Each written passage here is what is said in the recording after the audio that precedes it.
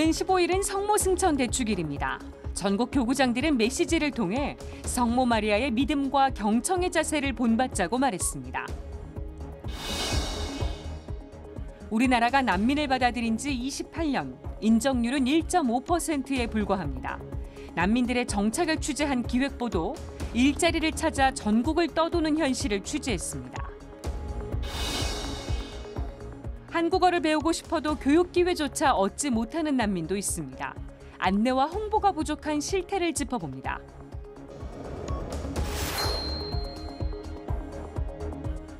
시청자 여러분 안녕하십니까? 8월 12일 금요일 CPBC 뉴스 시작하겠습니다. 8월 15일은 광복절이자 성모승천 대축일입니다. 전국 교구장들은 성모승천 대축일 메시지에서 성모 마리아가 보여준 믿음과 경청의 자세를 강조했습니다. 서울대 교구장 정순택 대주교는 교회가 세상의 다리가 될 것을 당부했습니다. 장현민 기자가 보도합니다. 서울대 교구장 겸 평양교구장 설이 정순택 대주교는 행복하십니다. 주님께서 하신 말씀이 이루어지리라고 믿으시는 분을 주제로 메시지를 발표했습니다. 정 대주교는 전쟁과 코로나19 팬데믹 등 위기가 만연한 상황에서 교회가 세상의 다리가 되어야 한다고 당부했습니다. 정 대주교는 특히 팬데믹으로 느슨해진 신자들의 믿음의 삶에 교회가 하느님께로 다가가는 신앙의 다리가 될 것을 제시했습니다. 정 대주교는 또 교회가 실제적인 나눔과 도움을 주고받는 사랑의 다리이자 사회의 갈라진 마음을 치유하는 통합의 다리가 되어야 한다고 강조했습니다. 의정부교구장 이기현 주교는 완성될 주님교회의 시작이며 모상이신 마리아를 주제로 한 메시지에서 성모님이 보여주신 경청의 자세를 강조했습니다. 이기현 주교는 성모님은 경청하는 신앙인의 모습을 가르쳐 주신다며 들음의 모범을 보여주신 성모님을 닮도록 노력하는 일이 더욱 필요하다고 설명했습니다.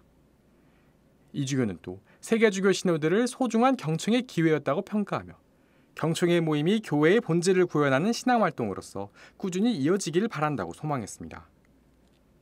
대전교구장 김종수 주교는 성모님을 본받는 믿음의 삶을 제시했습니다.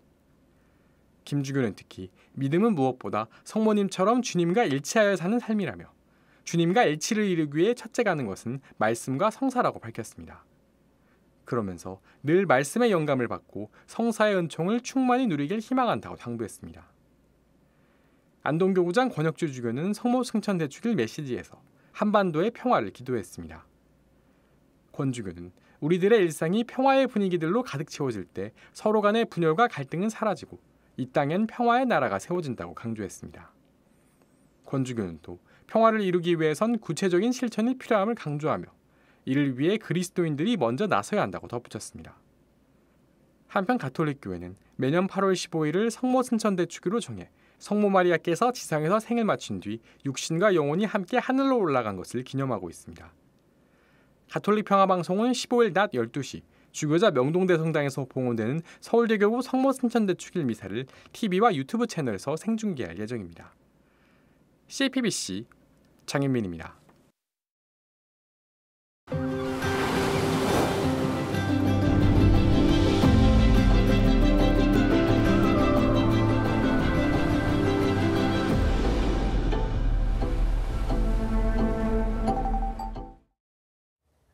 우리나라가 난민을 처음 받아들인 건 1994년입니다. 이후 7만 4천여 명이 난민 신청을 했는데 1.5%만 인정을 받았습니다. 바늘구멍을 통과한 난민 인정자들은 어떻게 살고 있을까요? 난민 인정자의 정착을 취재한 기획보도, 먼저 난민들의 노동 현실을 살펴봤습니다. 김형준 기자입니다. 이집트에서 기자였던 칼리드 씨는 최근 구직을 시작했습니다. 그동안 일하던 광학 제품 공장이 문을 닫으면서 다시 일자리를 찾아 나선 겁니다. 칼리드 씨와 같은 난민은 주로 브로커를 통해 일을 구하지만 계약서를 쓰지 않아 사기를 당하기도 합니다. أنا ذهبت مرة إلى عمل قال لي أنه عمل دائم واكتشفت بعد 10 أيام أن صاحب العمل قال أنه لا أنه عمل مؤقت وأنا كنت أحتاج إلى عمال لمدة 10 أيام فانتهى هذا الاحتياج الآن. 난민 신청자는 단순 노무직에만 종사해야 하지만 난민 인정을 받으면 직종에 제한 없이 일할 수 있습니다. 하지만 칼리드 씨와 같은 난민 인정자도 전국을 떠돌며 일자리를 구하는 게 현실입니다. 사실상 정부의 구직 지원을 받기 어렵기 때문입니다. 난민정책 주무부처인 법무부의 인정자 정착 예산은 전무합니다.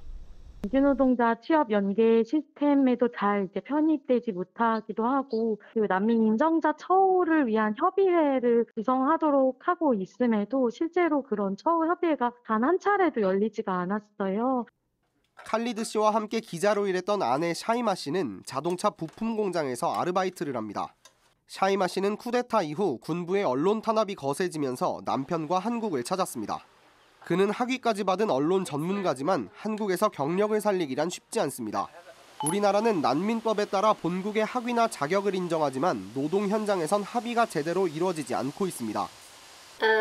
أتمنى طبعا عمل في الصحافة من جديد. أتمنى أن أعود إلى الكتابة مرة أخرى.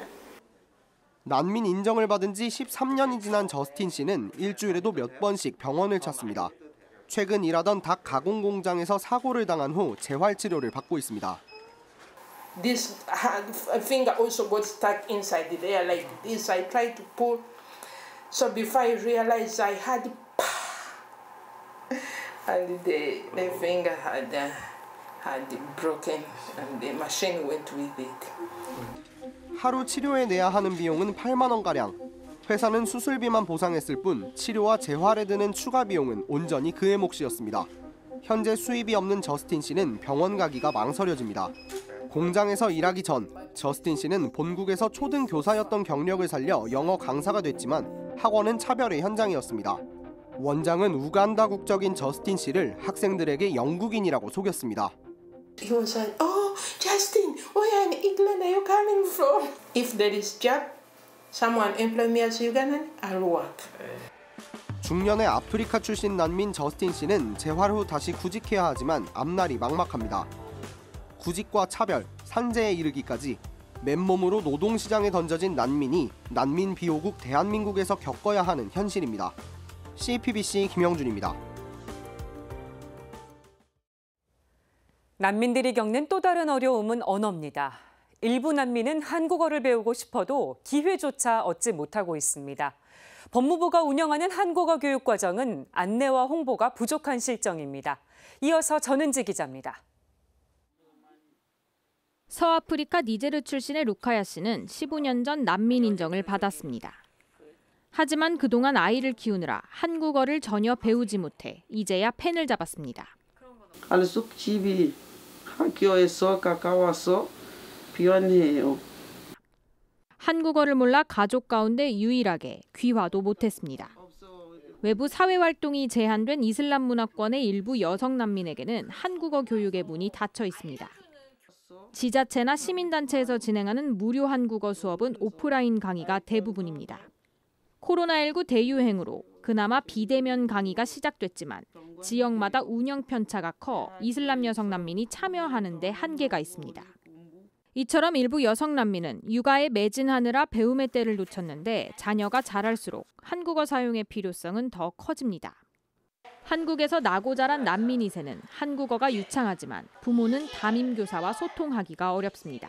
워낙 다문화 친구들이 많아서 그런 거에 대해서는 걱정을 안 했는데 이제 첫날에 어머니께서 오셨는데 한국어를 하나도 못 하시는 거예요.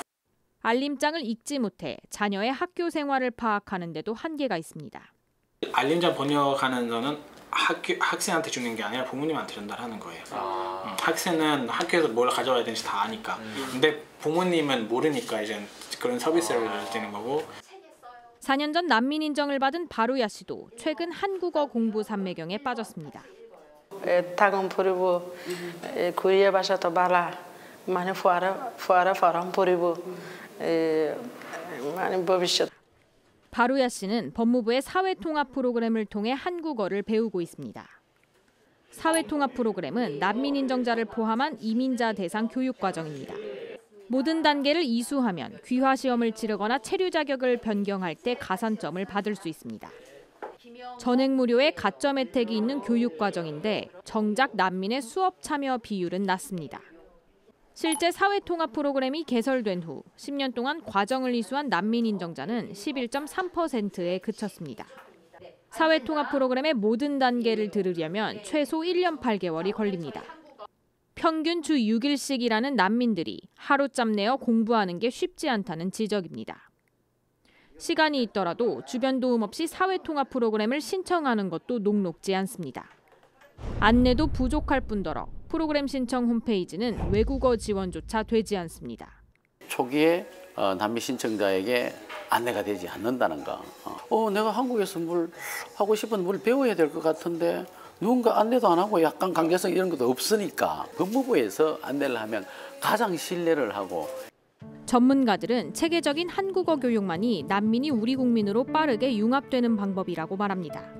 처음에는 도와줘야 될 상황들이 많이 있습니다. 그러나 결국 장기적으로 보면 저희 내국인과 같이 살아가는 대등한 하나의 국민으로 가는 부분이 맞기 때문에 난민 교육 지원이 제대로 뒷받침되지 않는다면 난민이 우리나라에 완전히 정착하는 건 더뎌질 수밖에 없습니다.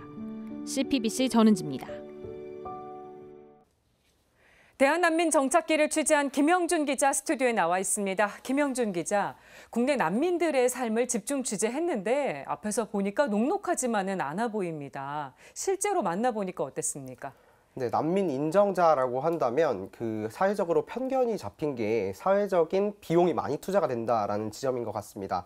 하지만 직접 만나보니까 이런 오해와는 달리 이 난민 인정자들은 인정을 받아서 신분이 바뀌었을 뿐이지 어떤 법적인 제도나 이런 지원책은 마련되어 있지 않았습니다. 네. 앞서 보셨듯 그야말로 이렇게 각자 도생해서 살아가야 되는 상황이었는데요. 그마저도 쉽지 않은 거 보셨을 겁니다.